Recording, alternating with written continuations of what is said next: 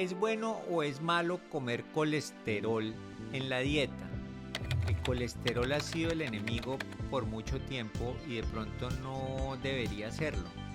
Hoy en Bienestar Basado en la Evidencia vamos a hablar acerca de qué pasa con el colesterol de la dieta, cómo está acoplado el consumo de colesterol exógeno con la producción endógena de colesterol, en qué situaciones hay que tener más cuidado y qué debemos hacer para mantener nuestro perfil lipídico normal y con esto controlar nuestro riesgo cardiovascular. Esto y mucho más vamos a discutirlo en el podcast de hoy. Espero lo disfruten.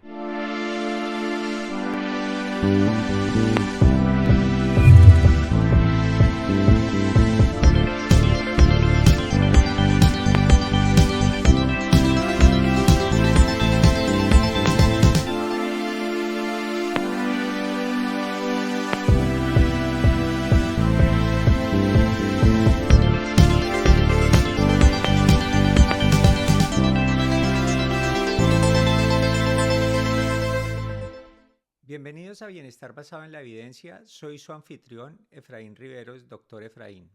Soy profesor asociado de anestesiología del Medical College of Georgia en los Estados Unidos. Aquí estoy puntual para nuestra cita de Bienestar Basado en la Evidencia. Hoy vamos a hablar de colesterol. La gente se preocupa mucho por el colesterol, cómo hace para bajar el colesterol, para que no le suba el colesterol. Y este ha sido un tema recurrente durante las últimas décadas. Se declaró enemigo público el colesterol hace mucho tiempo y es un poco injusto el trato que se le ha dado al colesterol, porque el colesterol es una molécula lipídica fundamental para muchos procesos fisiológicos. De hecho, tiene múltiples funciones. Podemos decir que la función más importante del colesterol es precisamente estructural, porque hace parte de todas y cada una de las membranas celulares que tenemos en todos nuestros órganos. Además de eso, es fundamental para la síntesis de algunas hormonas, como las hormonas sexuales, por ejemplo. Es muy importante también el colesterol para hormonas de la glándula adrenal, como el cortisol, por ejemplo. Allí se necesita colesterol. Se necesita también colesterol para el metabolismo de algunas vitaminas y también para la absorción y metabolismo de la vitamina D. De hecho, es parte estructural de ese proceso. También el colesterol es muy importante en otros procesos. Es crítico para poder absorber lípidos, puesto que hace parte de los ácidos y sales biliares. Entonces podemos ver que este colesterol es necesario. El tratar de atacar esa molécula puede resultar en algunos problemas para la salud y es algo de lo que vamos a discutir hoy día. Es un debate, ¿no? Porque las recomendaciones dietarias en los Estados Unidos desde los años 60 le declararon la guerra al colesterol para favorecer los carbohidratos a tal punto que se recomienda entre 45 y 55% de carbohidratos diarios pues para cualquier persona adulta. Y esto en gran parte es a expensas de una disminución de las grasas y dentro de estas está el colesterol. Para recordar, hay tres tipos de grasas. Tenemos los triglicéridos, los fosfolípidos y el colesterol. Todas ellas sufren un proceso importante para la absorción y para el transporte y para el uso en los tejidos. Los triglicéridos se utilizan principalmente como fuente de energía y son los que principalmente se almacenan en el tejido adiposo para cuando se necesitan. El colesterol, por su parte, como mencionaba anteriormente, se requiere para todos estos procesos fisiológicos y también se puede almacenar parcialmente. Se dice que más o menos el 20% del tejido adiposo consiste en colesterol. Hay que tener una fuente de reserva en caso de que la persona decida no comer colesterol o no tenga acceso al colesterol. Tiene que haber algo guardado porque los procesos en los cuales participa son de importancia crítica. ¿Dónde está el colesterol en nuestra dieta? Bueno, decimos primero que todo que aproximadamente el 20% del colesterol que el cuerpo utiliza proviene de la dieta en condiciones normales. El 80% es sintetizado de nuevo, lo puede endógenamente producir el organismo. ¿Dónde se encuentra el colesterol en la dieta? Hay unos alimentos que tienen más que otros, ¿no? Y esto ha sido como motivo de confusión porque la gente piensa que hay colesterol en todas partes. Se volvió paranoica con el colesterol. Bueno, vamos a ver dónde está el colesterol. Por ejemplo, el huevo. El huevo, que es uno de los que probablemente tiene más colesterol, de los alimentos que más posee colesterol, tiene 187 miligramos por huevo, ¿no? Eso significa que para llegar, digamos, a 900 miligramos diarios, usted necesitaría comerse 5 huevos al día, que es bastante, ¿no? Y es de los alimentos que más tiene. Curiosamente, los camarones, 3 onzas y media, eso es, sabemos que 16 onzas son una libra, entonces más o menos la cuarta parte de una libra, 0.25 libras, más o menos contienen 194 miligramos de colesterol, o sea, los camarones tienen un poquito más de colesterol que los huevos. Hay otros alimentos que tienen muchísimo más. Lo que llamamos las vísceras en los animales tienen bastante. Por ejemplo, el hígado. El hígado de vaca tiene 389 miligramos de colesterol. Es de hecho uno de los alimentos que más tiene. Pero el hígado del pollo tiene todavía más. Tiene 631 miligramos. Todo esto es sobre la base de 3 onzas y media. O sea, más o menos un cuarto de libra de ese alimento contiene todo eso. De todos los alimentos, el que más contiene es el hígado de pollo, seguido por el hígado de res. Los calamares también contienen una cantidad significativa, tienen 231. Y vemos entonces que la comida de mar es relativamente rica en colesterol. Pasemos a otros tipos de alimentos. Sigamos un poco ahora con los peces.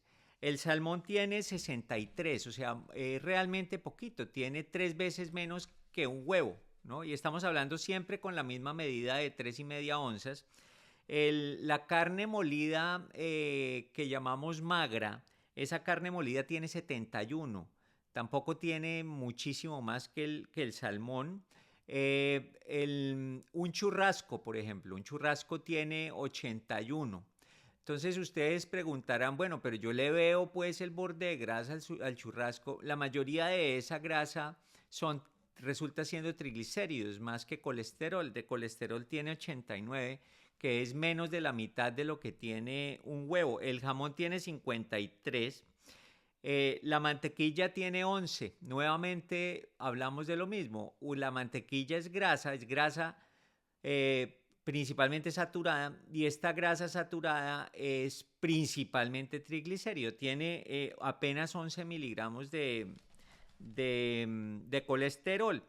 Leche, entonces la leche entera tiene 33, mientras que la leche baja en grasa tiene 10. O sea, 33 es 6 veces menos que un huevo, y usted la puede bajar un poquito más, pero si se fija, cuando usted toma leche descremada, disminuye el colesterol, pero no terriblemente, ¿no? Y desafortunadamente algunos de estos tipos de leches reemplazan esa baja grasa con más carbohidrato, y ahorita vamos a ver dónde está el problema de eso. El yogur, que no tiene grasa, que bajo en grasa,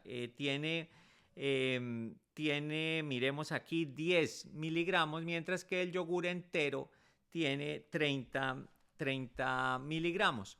El queso depende del tipo de queso, ¿no? El queso cheddar tiene 30, el queso mozzarella, por ejemplo, tiene un poquito más, tiene alrededor de 45 miligramos de colesterol. Entonces nos damos cuenta aquí, para resumir, que la gran mayoría de alimentos son relativamente bajos en colesterol, con la excepción del hígado de res, el hígado de pollo, y de pronto un poquito con la excepción del huevo y algunos frutos de mar, como los calamares y como los camarones.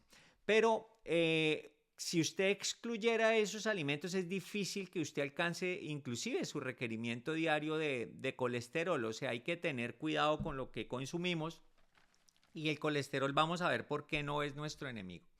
Entonces, ¿qué le ocurre al colesterol de la dieta? Hablemos primero del de la dieta y después vamos a hablar del colesterol que nosotros mismos podemos producir. El colesterol que viene de la dieta se absorbe, ¿no? Se absorbe en el intestino y una vez se absorbe en el intestino es esterificado dentro de la célula intestinal. El receptor que hace que se absorba ese colesterol en la célula intestinal se llama la proteína de Niemann-Pick C1L1.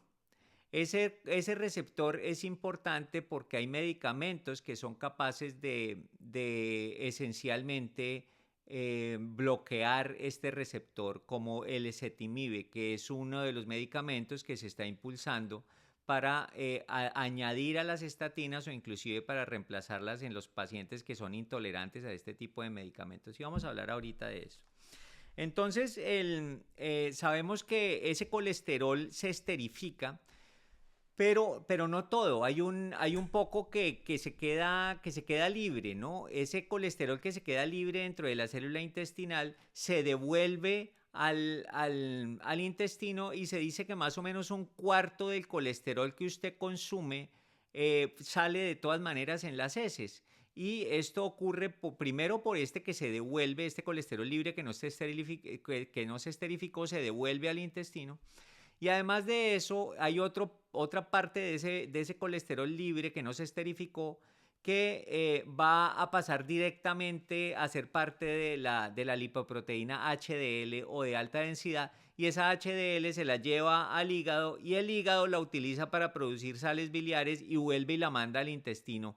Y eso también contribuye a que en las heces salga un cuarto de todo el colesterol que usted se come. Ese, digamos que es el primer mecanismo que tenemos para regular la cantidad de colesterol en sangre que proviene de la dieta. O sea, ya de entrada las 3/4 partes van a seguir derecho y van a salir en las heces. ¿Qué pasa con el colesterol que ya se esterificó? Ese se esterificó y va a ser parte de una lipoproteína que se llama kilomicrón, en la cual también hay triglicéridos. Ese kilomicrón va a pasar a la sangre y de allí va a ir al tejido adiposo, donde va a entregar los triglicéridos, y lo que queda de ese kilomicrón, que se llama remanente de kilomicrón, ese se va para el hígado. En el hígado es capturado y puede ser utilizado para los procesos internos de la célula hepática, pero también puede ser utilizado para producir sales biliares. En caso de que se esté bajito los niveles de colesterol, ese colesterol también se puede utilizar en otras células. Aquí quiero llamar la atención que más o menos el 75% del colesterol que se sintetiza en nuestro cuerpo se hace en el hígado y 25% se hace en las otras células. Todas las células de alguna manera tienen la capacidad de sintetizar colesterol dentro de sí mismas. Vemos que aquí hay una cosa supremamente interesante, y es que el colesterol que comemos en la dieta, aparte de que una parte ya se perdió por las heces y eso controla un poco, además de eso está comunicado con la producción interna de colesterol, y cuando usted está aumentando el consumo de colesterol se empiezan a suprimir procesos para la producción endógena de colesterol. Entonces es difícil que suprima completamente los mecanismos de regulación y por ende es difícil que el colesterol de la dieta realmente se traduzca en un aumento de colesterol en su sangre. Este es uno de los mensajes más importantes que traigo hoy. El colesterol de la dieta, ¿cómo controla la síntesis de colesterol? Bueno, pasemos entonces a hablar de cómo se sintetiza el colesterol en el hígado, que es donde más se sintetiza. El colesterol el hígado puede coger colesterol directamente de la sangre, ¿no? A partir del LDL. O sea, el LDL es una lipoproteína que está llena de colesterol. ¿Cómo llegamos a LDL? Hago un repaso. El hígado tiene la posibilidad de producir su propia lipoproteína que contiene colesterol y triglicéridos, y esta se llama VLDL. Ese VLDL va al tejido adiposo, así como el kilomicrón que venía de la dieta pasaba también al tejido adiposo. Bueno, el VLDL es la contraparte endógena. Va y suelta el triglicérido y se devuelve con un poquito de colesterol y eso se llama IDL. O intermedia, de intermedia densidad. El HDL que les había mencionado antes, que le entregaba colesterol al hígado, bueno, también le entrega colesterol al LDL, al IDL para volverlo LDL. Entonces ahora vamos a tener un balance entre el LDL y el HDL. El HDL lo llaman colesterol bueno y es bueno porque él le puede entregar el colesterol al LDL, pero también se lo puede entregar directamente al hígado y como que limpia la sangre de colesterol libre. Por eso se considera bueno el colesterol HDL y voy a detenerme un poquito en eso ahora más adelante. Estábamos hablando de cómo se sintetiza el colesterol nuevo, porque hasta ahora lo único que he dicho es la circulación del colesterol, ¿no? Pero el hígado puede producir nuevo colesterol. Ese nuevo colesterol lo produce a través de acetil-CoA. Esa la podemos recordar porque hace parte del ciclo de Krebs para la producción de energía. Bueno, una parte de ese acetil-CoA no entra al ciclo de Krebs, sino que se va para la síntesis de colesterol. Se necesita entonces que haya una enzima que lo saque, digámoslo así, de la mitocondria y lo mande al citoplasma, y hay medicamentos que bloquean este proceso. Y una vez esta sustancia está disponible, pues va a empezar la síntesis de colesterol. El colesterol es producido a partir del acetil-CoA, que yo les dije sale de la mitocondria, porque hacía parte del ciclo de Krebs, sale de la mitocondria al citoplasma, hay una enzima que lo lleva hasta el citoplasma, y una vez esté allí, este acetil-CoA pues va a producir el colesterol por una serie de pasos enzimáticos, pero el más importante es una enzima que se llama HMG-CoA reductasa. Esta se volvió famosa porque esta enzima es inhibida por las estatinas. Y habíamos hablado en el episodio anterior que el magnesio también tiene la capacidad de inhibir esta enzima para que se disminuya la producción endógena de colesterol. Si vamos más a nivel molecular, esto tiene mucha más filigrana. De hecho, hay un factor transcripcional que se llama SRE, y este factor transcripcional SRE lo que hace es activar la HMG-CoA reductasa para que se produzca más colesterol. El colesterol de la dieta, cuando usted está comiendo colesterol en la dieta, tiende a inhibir ese factor SRE y entonces bloquea la HMG-CoA reductasa, y es uno de los mecanismos por el cual el colesterol de la dieta controla la cantidad de colesterol en la sangre, porque o es el uno o es el otro, pero están como equilibrados los dos mecanismos. Entonces, el SRE es el que se necesita para que se active la HMG-CoA reductasa, pero además de eso, el SRE sirve para que el receptor de LDL se active dentro de la hepatocito y el colesterol LDL sea atrapado por el hígado. Eso está muy bien. El colesterol de la dieta también, al afectar el SRE, afecta ese mecanismo de receptor de LDL. Entonces vemos aquí que cuando el colesterol de la dieta aumenta, la producción endógena de colesterol disminuye, principalmente por medio de la activación o desactivación del factor transcripcional SRE. Entonces están muy bien acoplados los dos mecanismos. Entonces no se asuste si usted está comiendo colesterol, porque los mecanismos endógenos van a reducirse. Hay experimentos, hay uno bien interesante que hicieron en primates, y en ellos empezaron a aumentar el colesterol hasta 1000 miligramos por día. Eso es bastante, no es difícil llegar a tanto. Cuando lo aumentaron hasta 1000, vieron cómo se suprimía y se suprimía la producción endógena y casi llegaba a cero, y dependían únicamente del colesterol exógeno. Esto es bien importante. Esto es bajo la premisa de que usted no esté activando los mecanismos endógenos por otra vía distinta. ¿A qué me refiero con esto? Hay un estudio muy interesante en el cual se demostró que cuando usted tiene picos de insulina desencadenados por carbohidratos simples, no unidos a la fibra, procesados, entonces hay un pico grande de insulina, y esta insulina resulta que lo que hace es que activa una proteína que se llama ubiquitina S20. Entonces esa ubiquitina S20 tiene un efecto bien interesante sobre la degradación de la HMG-CoA reductasa, porque esa enzima que es tan importante, ya dijimos que era activada por el SRE, pero además de que se produce, también se degrada. Entonces, si usted la degrada rápido, hay poquita, y si hay poquita, usted produce menos colesterol. Pues cuando usted tiene la insulina alta, el proceso de ubiquitina que acabo de mencionar se dispara, y al dispararse se frena la degradación de la HMG-CoA reductasa y usted resulta produciendo más colesterol.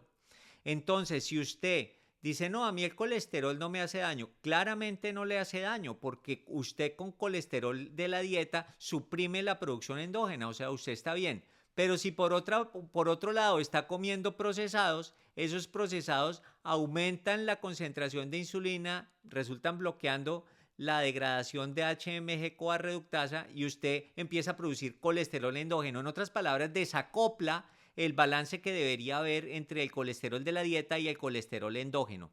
Entonces, creo yo que si usted come colesterol está muy bien, siempre y cuando usted suspenda los procesados, porque si usted empieza a comer procesados y además colesterol, ahí sí las dos cosas se suman y usted tiene problema, porque desacopló los sistemas de producción endógena de colesterol con el colesterol exógeno de la dieta. Esto es bien importante. La HMG-CoA reductasa, a su vez, dijimos que la degradación es acelerada por la ubiquitina, pero también es acelerada por una sustancia que se llama el AMPK, que es una quinasa dependiente del AMP cíclico. ¿Por qué la traigo a colación?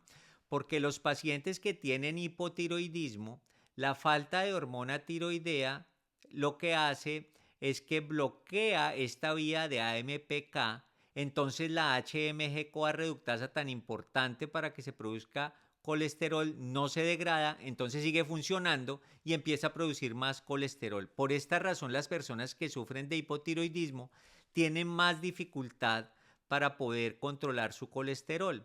Y me atrevo a decir que las personas con hipotiroidismo, ellos sí deben tener un poco más de cuidado con el colesterol exógeno, porque al estar alterada la degradación de HMG-CoA reductasa endógena, están desacoplados el colesterol exógeno y el endógeno, entonces ahí sí tiene usted problemas. Entonces, si usted tiene hipotiroidismo, probablemente sí le toca ponerle más cuidadito al colesterol que consume. Ya, ¿por qué el colesterol le han puesto tan mala fama? Bueno, hay muchos estudios, incluyendo el estudio de Framingham, que es el estudio epidemiológico más grande para enfermedad cardiovascular, hecho en Massachusetts. Y en este sí se observó que hay una relación, una asociación entre los niveles de colesterol LDL y la enfermedad cardiovascular. O sea, esto es verdad y esto es claro. Entonces, por eso se le puso cuidado al colesterol. Resulta que la molécula de LDL, cuando empieza a ver en demasía, esta molécula de LDL la capturan los macrófagos, ¿no? En el momento en que se oxida, la oxidación ocurre y el macrófago se la come, ¿no? Entonces se come ese LDL y quedó con un poco de colesterol libre ahí adentro. Ese pobre macrófago se tiene que desencartar de eso. Los niveles de colesterol libre dentro del macrófago se vuelven tóxicos, entonces tiene que esterificarlo. Entonces el macrófago esterifica el colesterol para que no le sea tóxico, pero el precio que paga es que empieza a acumularlo. Entonces se empieza a llenar de grasa ese macrófago, y eso se llama célula espumosa. Entonces esa célula espumosa está llena de colesterol LDL, Y cuando empieza a aumentar tanto la concentración de ese colesterol dentro del macrófago, se activa un proceso inflamatorio y ese proceso inflamatorio trae más células y empieza a empeorar el proceso porque oxida más LDL, lo captura más el macrófago porque ese LDL oxidado es tóxico y empezamos a tener una sobreabundancia de macrófagos que se convierten en células espumosas. Entonces, llega un momento en que hay tanto colesterol libre que el macrófago no da abasto. Entonces, al no dar abasto, el macrófago empieza a soltar ese colesterol libre a la sangre. ¿Y quién lo coge? Lo coge el colesterol HDL, tratando de llevárselo al hígado para que se deshaga de eso. Una parte del hígado la bota en la bilis, pero empieza a haber demasiado. ¿Qué más hace ese HDL? Que ahora el que está encartado no es el HDL, ya no es el macrófago, sino el HDL. Entonces el macrófago le dijo al HDL, tome ese colesterol libre que yo estoy acá encartado con esto. El HDL va y lleva al hígado, el hígado dice, no, ya no me dé más, que yo ya no necesito más. Entonces el HDL se lo empieza a dar al LDL. Y el LDL entonces va y otra vez se va para donde el macrófago y el círculo vicioso es interminable. Entonces lo resumo de nuevo. Macrófago lleno de grasa, en este caso colesterol LDL. Esa cantidad de colesterol libre es tóxica, entonces lo esterifica. Cuando lo esterifica se volvió una célula espumosa. Esa célula espumosa es la que de hecho va a formar la placa ateromatosa en enfermedad cardiovascular. A pesar de que es capaz de hacer eso como para controlar la cosa, llega un momento en que eso le queda grande y empezó a llenarse de colesterol libre. Entonces le dice, tome señor HDL ese colesterol libre, lléveselo. El HDL se lo recibe con gusto, va y lo lleva al hígado. Y cuando el hígado dice, ya esto es demasiado, no me dé más de esto, se lo da el LDL. El LDL vuelve donde el macrófago y ahí quedamos para siempre. Entonces eso es lo que pasa con el exceso de colesterol LDL. Después se ha venido investigando y el tipo de molécula de colesterol LDL que puede depositarse es precisamente la que es pequeña. La que es grande no se deposita y no causa este proceso de oxidación y este círculo vicioso que les decía anteriormente. Esa es la molécula pequeña y esa molécula pequeña de LDL aumenta cuando usted come grasas trans. Entonces viene el segundo mensaje. El primero era, si usted está comiendo procesados y además come colesterol, pues está llevado. Pero si por el otro lado come grasas trans y además come colesterol, también está llevado, porque las grasas trans van a causar todos estos problemas que estoy mencionando, especialmente la producción de colesterol LDL de molécula pequeña, y de ese círculo vicioso realmente es muy difícil salirse. Hablemos un poquito del HDL. Ese HDL les había dicho que es buenísimo porque ese lo que hace es estar limpiando, ¿no? Entonces ya lo dije anteriormente, que él le lleva al hígado para que el hígado use eso en la bilis y deshágase de colesterol, ¿no? Entonces se está limpiando. Y además de eso, él es el que le va entregando al LDL, que en condiciones normales lo hace de una manera equilibrada y de una manera moderada, pero si está demasiado lleno de colesterol, se lo tendrá que entregar al LDL y se empieza a volver malo. Y lo que se ha visto es que los niveles altos de HDL son mejores que los niveles bajos. Si usted tiene unos niveles bajos de HDL, esencialmente eso lo que le está diciendo es que no hay quien limpie ese colesterol. Entonces ese barrendero de colesterol llamado HDL no está haciendo su trabajo y eso aumenta el riesgo cardiovascular. Sin embargo, si el LDL está demasiado alto, también es un problema para la enfermedad cardiovascular. ¿Qué indica esto? El proceso que les dije anteriormente. El HDL se ve abrumado por la cantidad de colesterol que le está mandando el macrófago y él trata de deshacerse, pero ya no se lo está recibiendo el hígado, y es que inclusive ni el LDL ya llega a recibírselo. Entonces usted está lleno de colesterol y el HDL tan alto está indicando que si ese está alto es porque el LDL está súper alto. Y la enfermedad cardiovascular empeora. Entonces, ¿qué es lo bueno? Tener el HDL moderadamente alto, no excesivamente, y tener el LDL bajo para que haya un equilibrio entre esas dos, entre LDL y HDL. Entonces hablamos de dos equilibrios que debemos tener. El primero es colesterol exógeno, colesterol endógeno. El segundo es HDL, LDL. Y este equilibrio se mantiene si y solo si usted no come procesados y en ausencia de enfermedad tiroidea. Hay otros factores epigenéticos que controlan esto aparentemente. Hay factores de transcripción que afectan diferentes enzimas dentro de la síntesis de colesterol y esto es lo que explica por qué las variaciones genéticas tienen influencia. Hay personas que usted las ve comiendo grasa y las ve comiendo mal y como que no engordan y como que se toman un perfil lipídico y no tienen nada normal. ¿Por qué? Porque hay una regulación epigenética de algunas enzimas y probablemente estas personas tienen un mejor control del colesterol. Sin embargo, no abuse porque usted puede de todas maneras llegar a desarrollar enfermedad y más desafortunado es que usted no sabe a qué grupo pertenece, si pertenece a los que son más susceptibles o a los que no. Entonces no lo descubra cuando ya le dio un infarto. Asuma que usted pertenece al grupo susceptible y cuídese para que no le pase nada.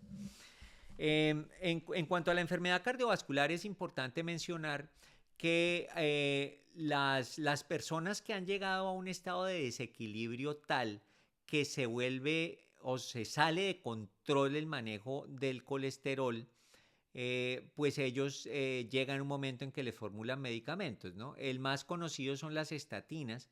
Las estatinas lo que hacen es inhibir la HMG-CoA reductasa y por ende la síntesis endógena de colesterol y al haber poquito colesterol entonces el receptor de LDL del hígado se vuelve más ávido por colesterol y se limpia más el colesterol de la sangre y por eso resulta siendo benéfico con una disminución de 23% del riesgo cardiovascular.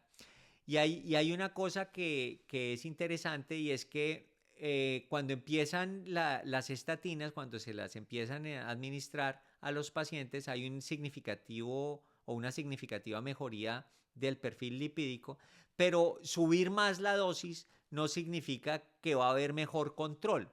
Llega un momento en que como que se desarrolla una tolerancia a las estatinas y esto tiene que ver con una proteína que se llama PSCK9 y esa proteína PSCK9 es activada para contrarregular la disminución de la producción de colesterol. Está pegada también al SRE. Entonces el SRE activa la HMG-CoA reductasa para que se produzca más colesterol, pero al mismo tiempo activa esta proteína de nombre raro y esta lo que hace es exactamente lo contrario. Entonces con el tiempo usted recibe estatinas y está activando los dos mecanismos al tiempo, entonces como que peca y reza y empata, ¿no? Y deja de funcionar la estatina como funcionaba al comienzo y eso yo creo que las personas que toman estatina pueden dar fe de eso, que llega un momento en que no funciona tan bien. Le siguen subiendo la dosis y puede aumentar el riesgo de los efectos secundarios. El más miedoso es la miopatía. El uso de estatinas puede dañar el músculo. Esto puede ser leve con simplemente unos dolores musculares, pero puede ser gravísimo con lo que se llama rhabdomiolisis, que es destrucción completa del músculo. Esto puede llevar a falla renal y a la muerte. Entonces, el uso de estatinas, como cualquier otro medicamento, se asocia con efectos secundarios y si usted es capaz de controlar su colesterol eliminando los procesados, pues hágalo de esa manera para que no tenga que llegar a utilizar medicamentos. Hay otros medicamentos que se usan, pero el que más se utiliza son las estatinas. Hay un tipo de HDL que algunas personas me han preguntado que se llama LPA. Lo escriben LP y entre paréntesis la A minúscula. Ese LPA es un tipo de colesterol que tiene 35 a 45% de colesterol esterificado y 6% de colesterol libre. Y este porcentaje de colesterol libre en la proteína, en la lipoproteína, es el que causa problemas porque causa oxidación de ese LDL y desencadena toda la cascada centrada en el macrófago de la cual hablaba yo anteriormente. Entonces, ¿qué es lo que pasa? Ese LDL tiene normalmente el LDL tiene una lipoproteína que es uno de los tipos de la ApoB. Es una apoproteína, es la proteína que está ahí metida. Bueno, estos además le pegan una ApoA, entonces van a tener ApoA y ApoB y esto se asocia con ese porcentaje de colesterol libre, oxidación de LDL y toda la parafernalia y todos los problemas que ocurren a nivel cardiovascular. Este LPA, ¿por qué lo traigo a colación? Es un tipo de LDL que es determinado genéticamente. No todo el mundo tiene la variante genética activada para esto, pero los que la tienen un mayor riesgo cardiovascular. Y esto es, digámoslo así, inevitable. Si usted la tiene, nada que hacer. Con mayor razón, usted se tiene que cuidar más. ¿Quién la tiene? Pues usted se puede hacer un test para ver si usted tiene problemas con eso. Pero la mayoría, es un test costoso, no lo hacen en todas partes. La mayoría de la gente pues no tiene acceso a saber si tiene ese tipo de LDL o no. Entonces pues asuma que lo tiene y compórtese bien, ¿no? En cuanto a sus hábitos alimenticios. Entonces, el colesterol, para poder cerrar, el colesterol exógeno o el de la dieta no tiene ningún problema con su perfil lipídico. Usted puede comer colesterol dentro de los rangos lógicos, ¿no? Digamos que hasta 1000 usted puede llegar a comer 1000 miligramos, que eso es bastante, y usted está seguro, no tiene ningún problema. Sí, solo sí, usted no está comiendo grasas trans y no está comiendo procesados y carbohidratos simples que no están unidos a fibra. Si usted está comiendo carbohidratos unidos a fibra, usted no tiene ningún problema, usted va bien. Pero si usted come carbohidratos así de comidas de paquete y come pasta y se la pasa comiendo galletas y demás cosas, dulces, pues ahí sí tiene usted problemas, porque el pico de insulina, yo les explicaba el mecanismo anteriormente, inhibe la degradación de HMG-CoA reductasa, entonces usted empieza a producir más colesterol endógeno sin necesidad.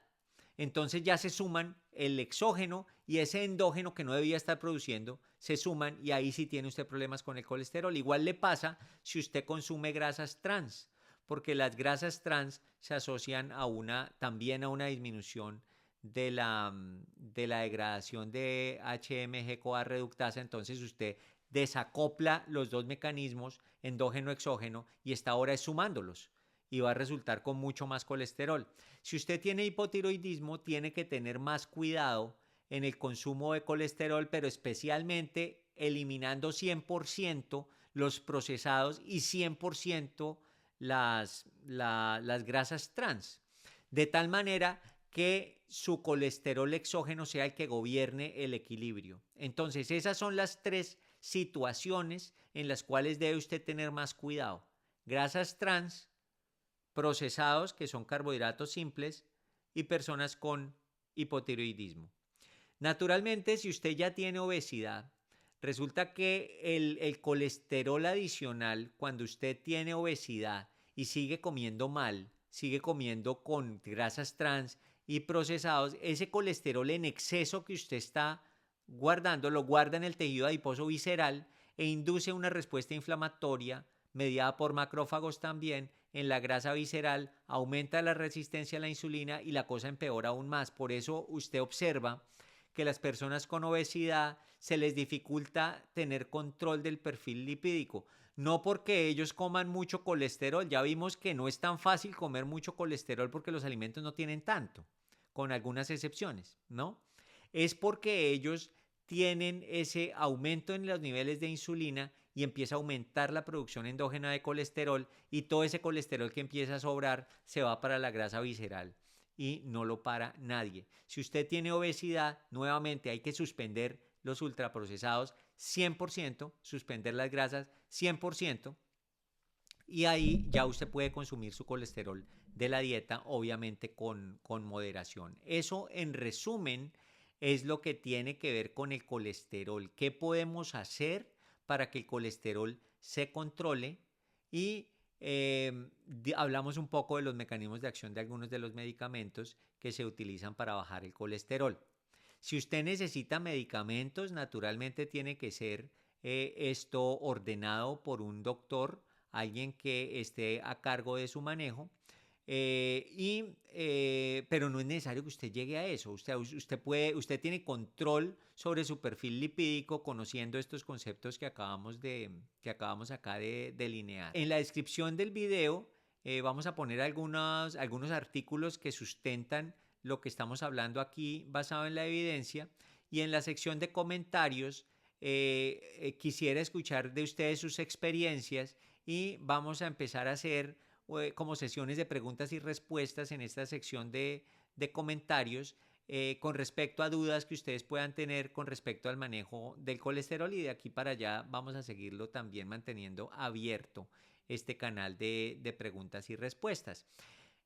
Nos vemos en el siguiente episodio y aquí estaré puntual para que sigamos hablando de bienestar basado en la evidencia.